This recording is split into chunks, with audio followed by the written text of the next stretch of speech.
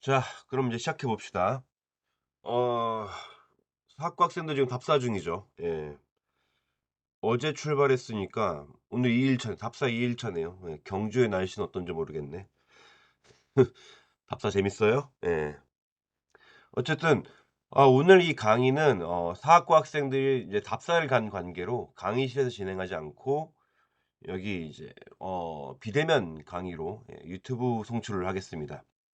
그래서 항상 말씀드리지만 뭐 좋아요, 구독 필요 없어요. 대신 댓글에 꼭 이 영상을 시청하고 댓글에 이름과 학번 그다음에 학과를 남겨 줘야 출석이 된다. 예. 말씀을 드리고, 그래서 오늘 제가 가져온 내용은 저희 이제 이번 학기 강의 커리큘럼에 들어가 있는 내용인데, 주변이 된 역사 온전히 바라보기라는 겁니다. 이게 뭐냐면, 예전에 이제 한국 역사 연구회라고 제가 예전에 한번 설명을 드린 적이 있는데, 우리나라 한국사 한국 학계에서 한국사로는 거의 최대 단체라고 볼 수 있습니다. 대표하는 연구 단체인데, 여기서 이제 한국사 한 걸음 더라고 해서 그간의 어떤 연구 동향을 정리하면서 뭐 새로운 어떤 연구 방향을 한번 설정해 보자, 이런 문제의식 속에서 한국 역사 연구에 소속된 여러 연구자들이 이제 조금씩 짤막하게 한 토막씩 글을 쓴 적이 있어요. 그걸 이제 책으로 묶은 게 한국사 한 걸음 더인데, 여기에서 저는 이제 주변이 된 역사 온전히 바라보기라는 제목으로 이제 글을, 짤막한 글을 하나 실은 적이 있었습니다. 그런데 뭡니까? 어 좀 제목이 좀 멋지죠. 저는 이제 멋있게 한번 적어 보려고 주변이 된 역사 온전히 바라보기 이렇게 했는데, 어쨌든 그때 어떤 문제의식으로는 지금도 저는 이제 논문을 쓰면서도 이때 제시했던 문제의식을 계속 가지고는 있어요. 근데 사실은 우리가 사실 뭡니까, 특히 한국 고대사라는 분야에서 뭔가 중심이 되는, 혹은 우리가 주로 이제 공부를 해 왔던 어떤 그 국가사 주변의 역사를 살펴보기가 너무 어렵습니다, 자료도 없고. 하지만 적어도 그러한 노력이 있어야 된다. 그러한 노력이 전제가 돼야 된다, 연구 과정에서. 그런 생각으로 이제 썼던 글입니다. 뭐 보죠. 어떤 내용인지 한번 봅시다.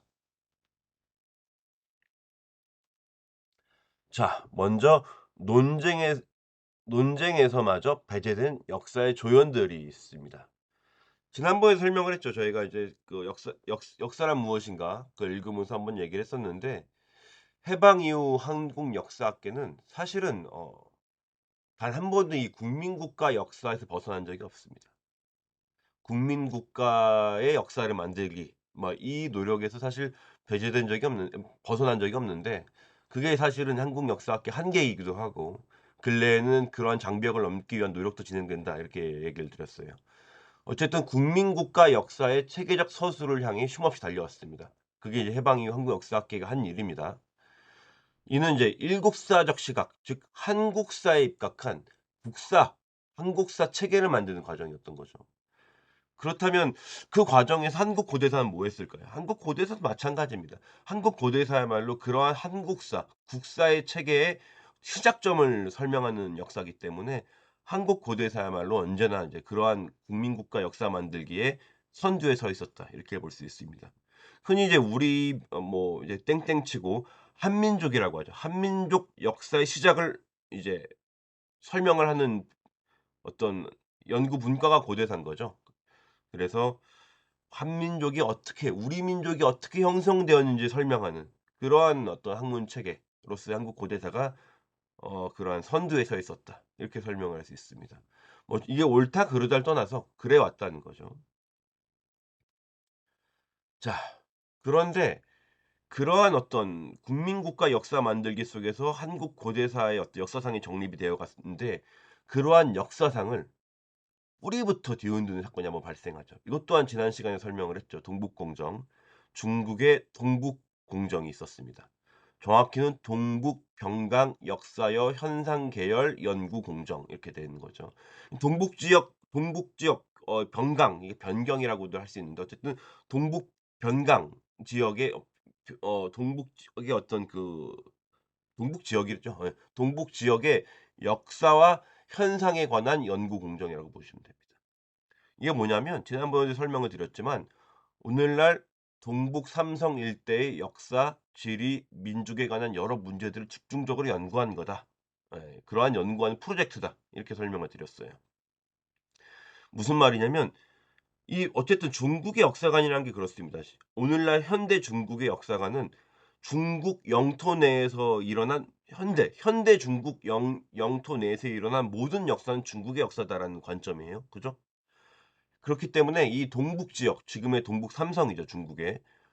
흑룡강성, 길림성, 뭐 요령성, 요녕성 이렇게 해 갖고 동북 삼성이라고 하는데 그 뭐 이제 헤이룽장성, 지린성, 그다음에 랴오닝성 그쵸. 뭐 어쨌든 그 동북 삼성인데 그 동북 삼성에서 일어난 모든 역사는 중국의 역사 체계 내에 들어가야 된다는 겁니다. 그렇게 서술이 되고 있는 거죠.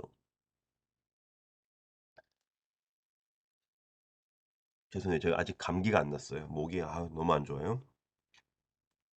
자, 어쨌든 지난 시간에 우리 영상도 봤잖아요. 사람들 눈물 흘리잖아 막. 2002 년에 동북공정이 진행이 되고 그게 한국사에 충격을 준 건 2003 년, 2004 년이에요. 그때 사람들이 눈물 흘린다고 막 너무 화가 나서. 예. 봤잖아요, 영상을. 예. 어쨌든 이 고구려 발해사를 진짜 한 점 의심 없이 이제 한국사의 범주 안에서 우리는 인식해 왔던 거예요. 그런 한국사에는 어마어마한 충격을 받게 되죠. '중국인들이 고구려 역사를 뺏어간다.' 이런 생각을 했던 거야. 예. 그리고 동북공정에 관련 연구는 보통 그 당시까지만 지금은 좀 확장되어 가고 있지만 그 당시까지만 해도 중국 학계의 동북공정의 주된 어떤 목표 대상은 고구려의 역사였어요. 고구려사에 집중되자 중국이 고구려를 자국의 역사로 인식하고 연구한다는 사실에 한국 사회는 큰 분노를 표출합니다. 이게 어떤 연구자 집단에서의 분노가 아니라 사회 전체의 분노였단 말이야. 당연히 그러니까 그 전쟁의 그 최전선은 주로 고구려사를 놓고 그어지게 됩니다. 2000 이후 2002년 이후 고구려사 귀속 문제를 놓고 전개된 한국과 중국 간의 이 기나긴 줄다리기는 사실 뭐 현재도 지속되고 있어요. 무슨 말이냐면 뭐 지금이라고 동북공정 2002년 시작해서 2007년 8 년이면 마무리가 되는데 그럼 뭐 동북공정 끝났냐? 사실은 더 이상 논쟁은 없냐? 예 아니죠. 사실은 어 더 이상 어떤 추가적인 논쟁이나 논의의 테이블은 없지만 그렇게 그 당시 이제 한국과 중국 학계에서 고구려사를 바라보는 딱 시각이 딱 갈라진 이후로 그게 뭐 타협이나 합의점을 찾지 않고 그대로 평행선을 달리고 있는 겁니다 지금도. 중국은 중국사의 입장에서 고구려사를 연구하고 있고 한국은 한국사의 입장에서 고구려사를 연구하고 있어요. 서로 이러한 상반된 입장이 합일점 찾고 있지 못해요 아직도. 그냥 평행선이죠. 뭐 이렇게. 그 기나긴 줄다리기는 현재까지 지속되고 있다. 이렇게 설명을 해요. 그래서 지금은 뭐 동북공정이 끝났으니까 중국은 이제 동북공정 얘기를 안 하냐 그게 아니고 지금은 흔히 이른바 포스트 동북공정 국면이다. 이렇게 얘기를 해서 동북공정 기간 동안 축적되어 온 어떤 중국의 동북 지역 역사관이 지금은 이제 그 재생산되는 발전한 오히려 이제 더 확장되어 가는 시야가 그런 연구사가 이제 흐름이 이어지고 있으니까. 자 봅시다. 근데 문제는 저는 이제 그 뭐 동북공정 자체를 뭐 문제 삼는 게 아니라 뭐 그것도 뭐 그거 나름대로 논의를 해야 될 부분이 있겠지만 그러한 동북공정이라고 한 뜨거운 논쟁에서마저 배제된 고대인들이 있다는 겁니다. 이 사람들이 야 고구려를 네 거네 내 거네 막 싸우고 있잖아 중국하고 한국이. 그러한 논쟁에서마저 배제된 사람들이 있다고. 한국과 중국 학계가 고구려사를 자국사의 체계 내로 완벽하게 편입시키는 그 방안을 고민하고 거기에 골몰하는 동안 그러한 연구자들의 시선에서 오히려 더 멀어진 존재들. 바꿔 말하면 한국과 중국의 어떤 국민 국가의 역사가 체계화되어 가는 과정 속에서 '사료가 부족하다. 연구하기 어렵다.' 뭐 이런 어떤 멍해를 떠안고 우리는 한국 학계에서는 고구려나 백제 신라가 되지 못한 사람들이 있다는 겁니다. 바로 부여, 옥저, 동해, 음루, 말갈이라고 이제 불리는 사람들이에요. 한 번쯤은 들어봤지만 구체적으로 얘들이 뭐 했는지 모르는 이런 사람들이 존재를 합니다. 어 이 글의 주장은 저의 주장은 이들에게도 뭔가 '한 번쯤 시선을 주자.' 한 번쯤 이들에게도 이제 어쨌든 시민권을 줘야 된다는 얘기죠, 역사의 시민권을. 자 두 번째는 두 번째 화두는 중심과 주변이라고 하는 어떤 이분법적 시선, 이걸 이제 태클을 거는 겁니다. 한국 고대사 연구는 여러분도 다 아시다시피 공간적 범위가 한반도에 국한되지 않죠. 지금 한반도, 그러니까 압록강, 두만강 이남 지역이 국한되지 않는다고. 우리 고대사의 어떤 역사 범위가 한국사라고 하는, 한국 고대사라고 하는 연구의 어떤 범위, 지역적 범위가 한반도에 고정돼 있지 않잖아요. 왜냐하면 고구려가 있으니까. 부여도 있고, 그죠? 오늘날 중국 동북 삼성 지역, 흔히 이제 우리가 만주라고 명명하는 공간이 있죠. 물론 중국 학계에서 만주라는 표현을 잘 안 써요. 옛날에 만주국의 어떤 그 역사도 있고 이래서 만주라는 표현을 잘 안 쓰는데, 어쨌든 이 만주라고 명명되는 공간이 있습니다. 우리 뭐 만주벌판 달려라 광개토대왕 뭐 그 논문 나오잖아. 논문이 노래가 나오잖아. 어쨌든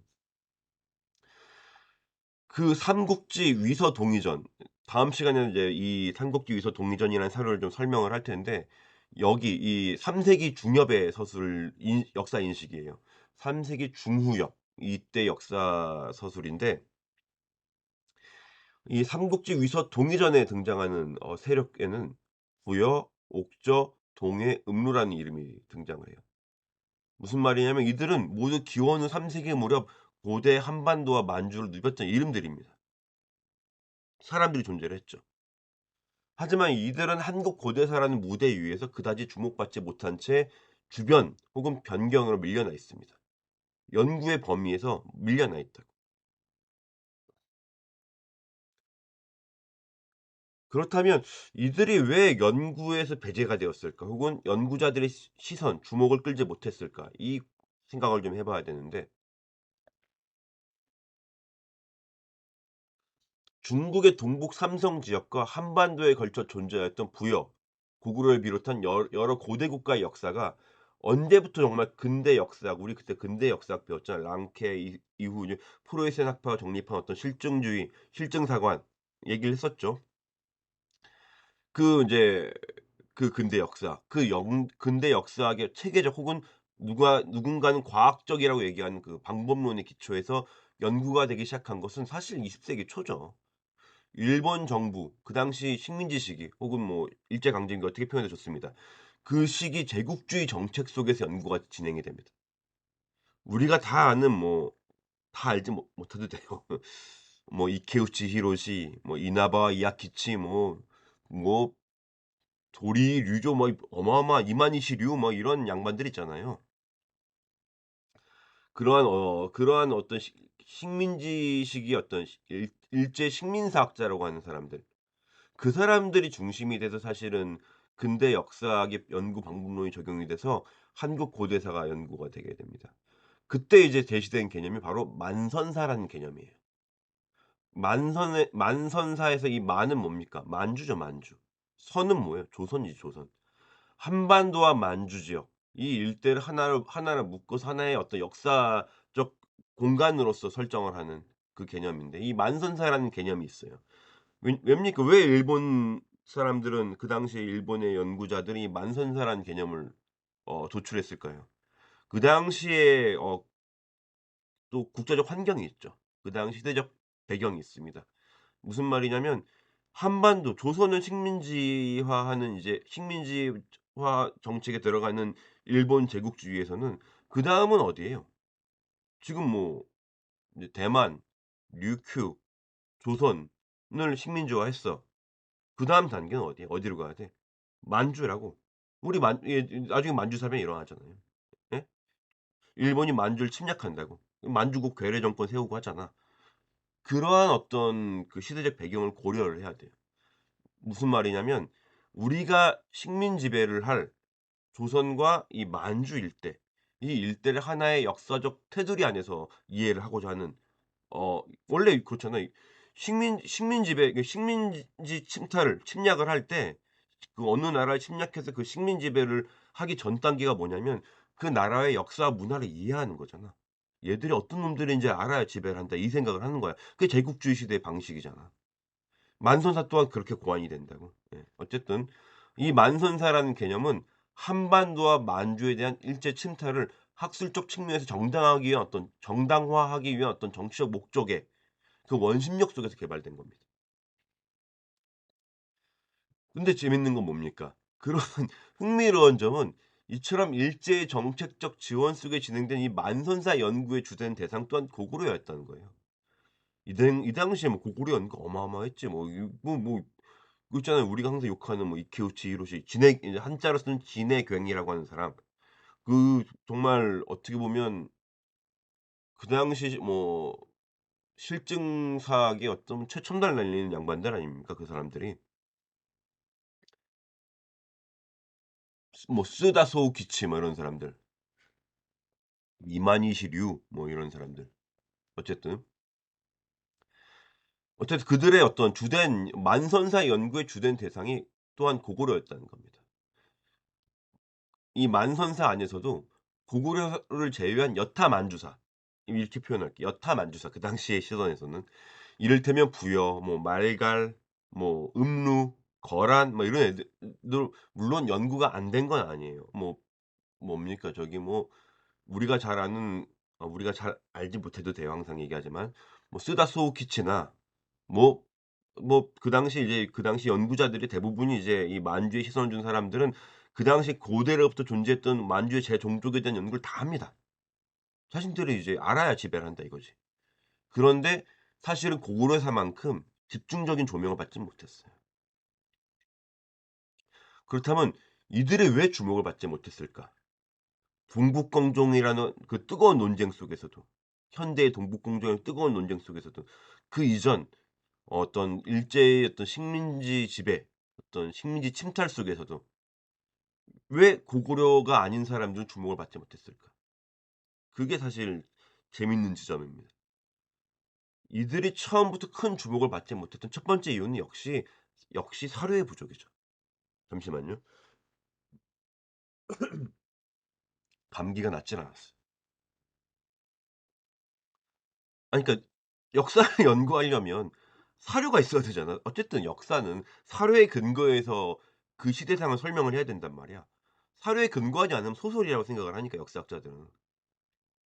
뭐 그것마저도 근래에는 이제 어떻게 바라보는지는 포스트 모더니즘 얘기를 하긴 했지만 어쨌든 이 당시 근대 역사학의 시선에서는 뭡니까? 사료가 있어야 사료를 가지고 실증을 한다고 생각을 하는 게 보니 그 사람들의 어떤 마인드였으니까. 어쨌든 근데 사료가 없으면 연구가 잘 안 되잖아. 사료가 많 고구려에 사료가 많지. 뭐 삼국사기가 있잖아. 예. 어쨌든 첫 번째 이유는 역시 사료의 부족이었다. 근데 사실은 다시 한번 반문해 볼 필요가 있는 거죠.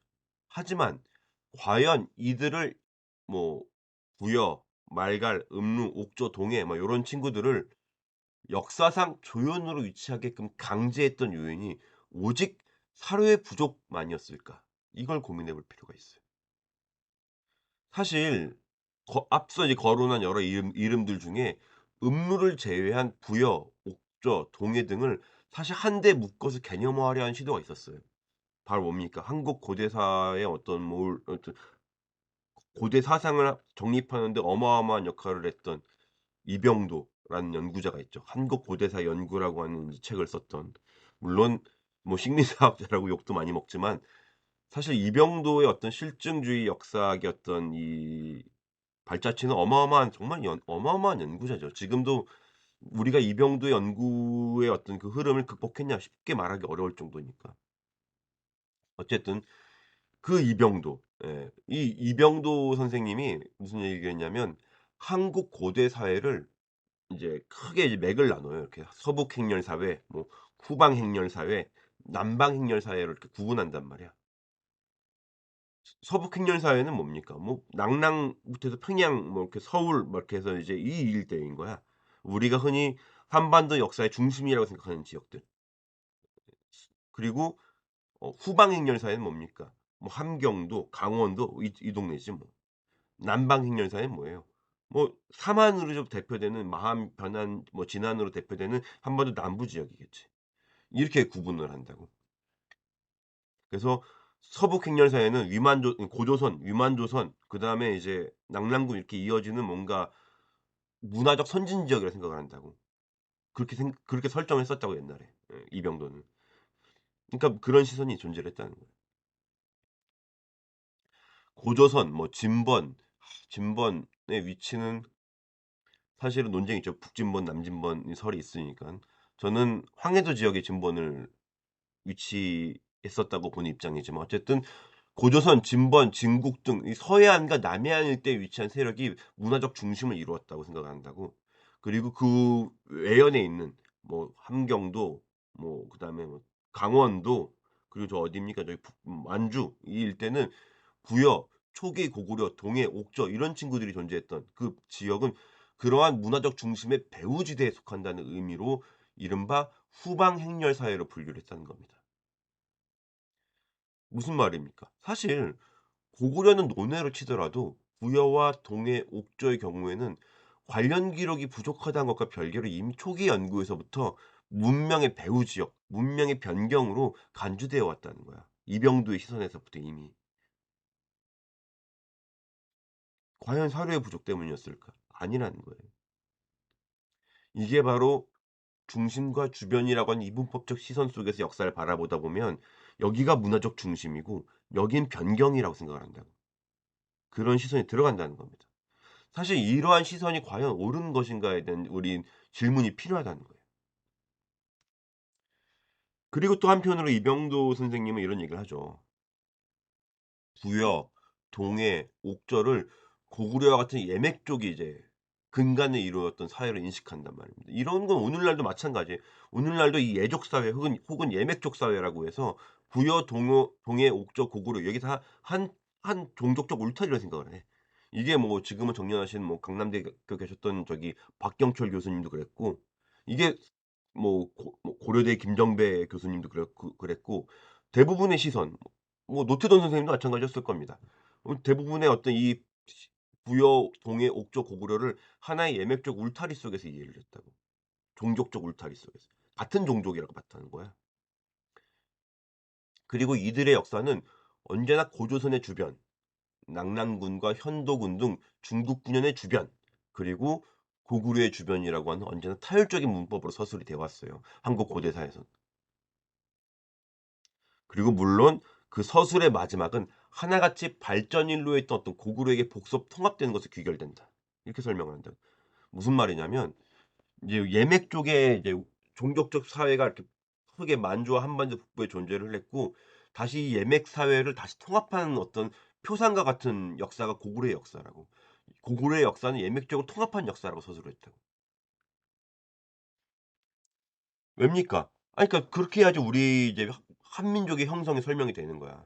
남쪽에는 마한, 변한, 진한 고구려 백제 신라 가야가 되는 마변진이 있잖아. 마변진한이 있다고. 이 친구들은 한족이야, 한족. 우리 지금 대한민국 할 때 한자 있잖아요. 그 한족이라고. 그럼 그 북쪽에 고구려, 부여를 혹은 더 나아가서 고조선을 문화를 영위했던 그 종족들은 뭐냐? 예맥족이라고 설명을 한다. 그래서 우리 한민족은 그 예맥족과 한족이 결합돼서 우리 한민족이 탄생했다. 이렇게 설명을 하는 게 한국 고대사의 서술 체계예요. 그렇잖아. 응, 어쨌든. 그렇게 부여, 동해, 옥저의 역사를 고조선에서 낙랑군 그리고 고구려로 이어지는 중심 문화의 종속 요인으로 바라보고 왔던 게 그간의 시선이었단 말이야. 사실은 물론 이들이 다 예맥족이라 칩시다. 예맥족이라는 것도 사실은 어떻게 보면 상상된 공동체일 수도 있는데 근래에 저기 누굽니까? 오영찬 선생님이죠. 저 이화여대 오영찬 선생님께서 한국 고대사 연구에 논문을 실었는데 예맥족이라고 하는 게 사실 실제 과연 실제했느냐? 이거 허상 아니냐?'라는 문제 제기도 있어요. 근래에는 정말로 그러한 논의들이 너무 활발하게 이루어지고 있지만 어쨌든 고구려를 비롯해서 부여, 동해, 옥저를 다 예맥족으로 칩시다. 사료상에 예맥족이라고 하니까. 사료상에 등장을 해요, 예맥이라는 얘기는. 그쵸? 어쨌든 그 부여, 동해, 옥저의 역사가 과연 예맥족이라고 하는 고구려와 예맥족이 하나의 울타리에 있다 그래서 그들 개개인의 고유성이 없었을까? 상상해 보자는 거야. 그러니까 그러니까 부여도 있고 동해도 있고 옥저도 있고 고구려도 있어. 그 사람들이 '아 우리는 예맥족이야. 그렇기 때문에 한 식구야.'라고 서로 생각을 했겠냐는 거야. 그럴 리가 없지. 아 부여는 부여인일 거고 옥저는 옥저인이고 고구려는 고구려인이지 뭐.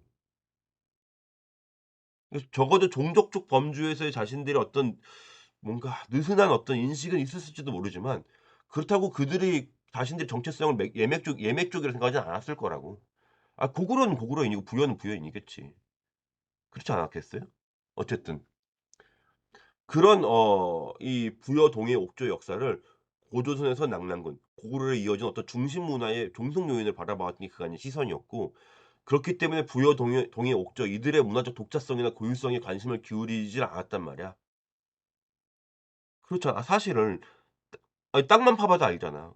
부여랑 고구려가 무슨 뭐 부여에서 고구려가 부여의 지배층 중에 일부 뭐 주몽으로 대표되는 일부가 압록강 유역에 내려와서 아니지 저기 뭐 뭡니까 비류수 그러니까 저기 환인 지역에 내려와서 뭐 고구려를 성립 환인 지역과 고구려 지반 지역에 내려와서 압록강 중류 이 일대로 쭉 내려와서 뭐 "고구려를 세웠다." 이렇게 설명을 하잖아.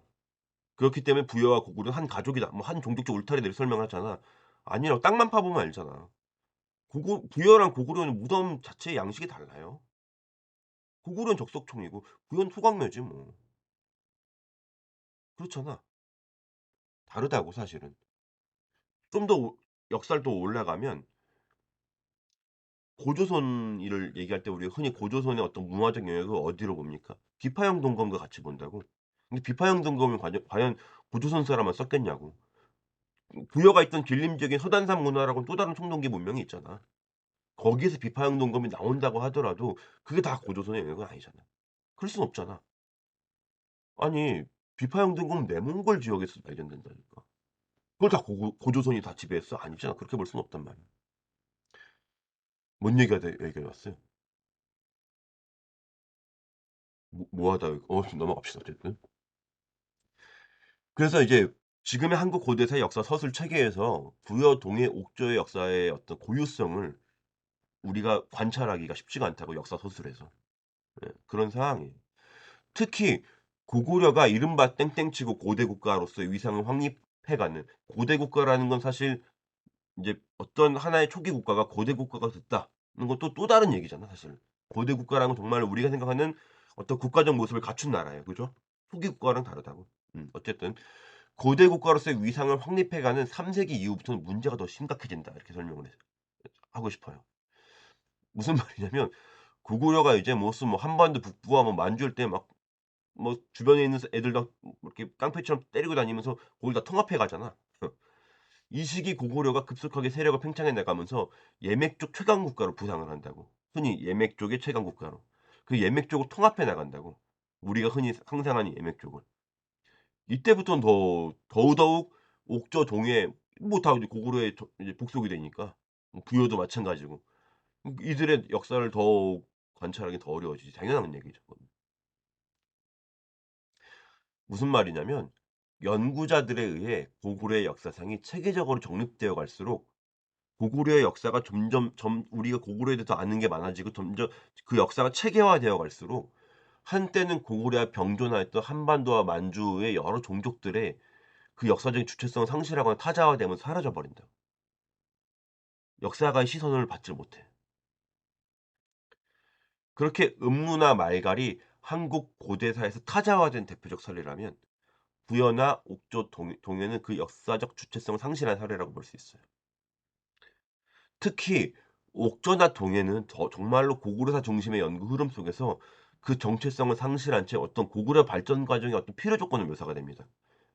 우리가 옥저 동해를 어떻게 설명해요? 고구려가 언제 옥저와 동해를 정복했는가? 이런 얘기하잖아. 어 어느 순간 그 정신 차려 보면 초기과 역사를 공부하다 보면 어느 순간 옥저와 동해는 고구려가 돼 있잖아. 고구려가 발전하는 과정에서 거기에 복속된 존재들로만 서술이 된다고. 그전에 옥조나 동해가 어떠한 역사를 가지고 있었나, 이들은 어떠한 정체성을 가지고 있었는지에 대한 주목이 없어. 관심이 없는 거죠 뭐. 과연 그러한 시선이 맞냐고 물어보는 거예요. 그럼 부여사는 좀 어떻습니까? 사실 저도 부여사를 전공하고 있지만 부여사는 좀 옥조 동해보다는 좀 처지가 좀 낫죠. 왜입니까? 어쨌든 부여사는 는 사료도 좀 제법 있고 고구려와 관계돼서 사료가 제법 많죠. 하지만 부여사 서술 또한 주로 고구려와 관계를 중심으로 언급이 됩니다. 부여를 주인공으로 한 체계적 역사 서술이 과연 지금까지 있었냐? 그럼 사실은 없었죠. 근래에 와서 이제 부여를 우리가 다시 주목을 하는 거지 그전까지는 뭐 부여도 사실 고구려를 우리가 이해하기 위해 부여사를 이해한 거였지 뭐. 고구려사의 시선에서 부여사를 바라봤다고. 부여사를 전공하고 있는 나조차도 당신의 시선이 고구려사의 시선이 아니냐. 고구려사의 시선에서 부여사를 연구하는 게 아니냐 비판을 듣는다니까. 흔히 부여는 고구려 건국 세력의 발원지, 주몽이 부여로부터 내려왔다 그러니까. 그게 사실인지 아닌지 몰라도. 마크 바잉턴 선생님이나 이런 분들은 그거는 온전히 신화다. 역사가 아니다라고 치부해 버려요, 진짜. 예. 혹은 고구려의 성장 과정에서 부여는 극복이 대상으로 서술이 됩니다. 왜냐하면 고구려인이 본인들의 초기 역사의 서술을 부여를 극복하는 과정으로 서술을 해요. 주몽이 부여로부터 내려온 다음에 유리왕, 대무신왕 이 3 대의 역사의 서술 신화적 서술이 뭐냐면 우리가 부여를 극복하는 '부여를 극복했다.'라고 하는 그 역사 서술이라고. 고구려인들이 만들어낸 초기 역사의 역사상이 그래요. 어쨌든 그러한 고구려가 자신들의 종주국 주몽이 이제 부여로 내려왔으니까 자신들의 종주국 부여를 밀어내고 예맥적으로 통합하는 과정 그 자체가 고구려의 역사라고 우리가 서술하는. 고구려의 성장을 증명한 하나의 근거로 소비된 경향이 강했다. 부여 또한 그렇게 볼 수 있는 거예요. 즉 한국학계에서 부여와 옥조 동해는 고구려의 팽창 과정에서 복수된 세력으로 그리고 고구려의 발전을 증명하는 피지배 종족으로 서술이 됩니다. 특히 4-5 세기 무렵 나타나는 어떤 고구려의 독자적 천하관 이 얘기 들어봤어요? 고구려적 천하 얘기 들어봤어요? 고구려의 천하관. 태왕의 뭐 태왕의 어떤 세계. 이 지금은 정리하신 서울대 노트던 선생님이나 이런 분들이 고구려적 천하란 얘기를 많이 했다고. 고구려에 있는 천하관이란 얘기를. 그러니까 중국의 황제의 천하와 다른 고구려 태왕의 천하가 또 있었다라고 설명을 한다고. 그렇게 되면 뭡니까? 뭐 부여, 옥조, 동해는 그 고구려의 천하 안에 있는 사람들이야. 그렇게 되면 정말 고구려인의 시선에서 부여, 옥조 등을 바라볼 수밖에 없는 그러한 시선이 더 강해질 수밖에 없다고. 이들은 고구려 천하 속에 새롭게 편입된 백성 혹은 부용 세력, 부여나 말가를 흔히 고구려의 부용 세력으로 표현을 한다고. 예. 그렇게 위치를 부여한다. 슬픈 얘기죠.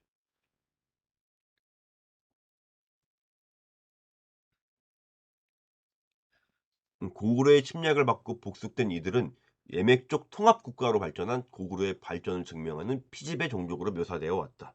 그게 이제 한국사의 일반적인 서술 체계였다. 지금까지. 고구려사가 진화론적이고 선형적인 서사 구조 속에서 쭉 발전해가는 그 서술 속에서 그 체계적으로 정립돼 그러한 역사상이 체계적으로 정립되어 갈수록 분명 고구려와 달랐을 이들의 정체성은 희석되거나 말살되었다. 이렇게 볼 수 있는 거예요. 삼국 시대를 향한 통합의 과정이란 역사 서술 그 안에서 옥저, 동해, 부여, 말갈 이런 사람들은 고구려라는 주연에 가려진 채 조연으로 위치했다. 이렇게 서술될 수 있습니다. 이렇게 설명할 수 있어요. 결국 이들은 한국사의 전개라는 거대한 서술 구조 안에서 끝내 주변을 벗어나지 못했다. 부여, 동해, 옥저 등이 한국사의 주변으로 내몰릴 수밖에 없었던 근본적인 이유가 과연 사료의 부족이었느냐? 아니라는 거예요. 고구려사 중심의 편향된 시선과 이를 바탕으로 한 뭔가 폭력적인 고구려 중심의 역사 서술 방식이 사실은 부여, 동해, 옥저를 밀어냈다. 이렇게 봐야 돼요. 물론 부여, 동해, 옥조와 관련된 사료가 부족하고 연구하기엔 정말 척박한 환경인 건 인정하는데 그 사료의 부족이라는 그 이유를 배제하고서라도 빼고서라도 우리는 고구려사를 중심으로 그 지역의 역사를 연구해 왔기 때문에 부여, 동해, 옥조에 시선을 주지 않았다. 이렇게 생각을 해요 저는. 내가 부여사 전공자라서 하는 소리일 수도 있어. 자 잠깐 그러면 이제 잠깐 저도 목을 축이고 쉬고 다음 2 강으로 들어갈게요.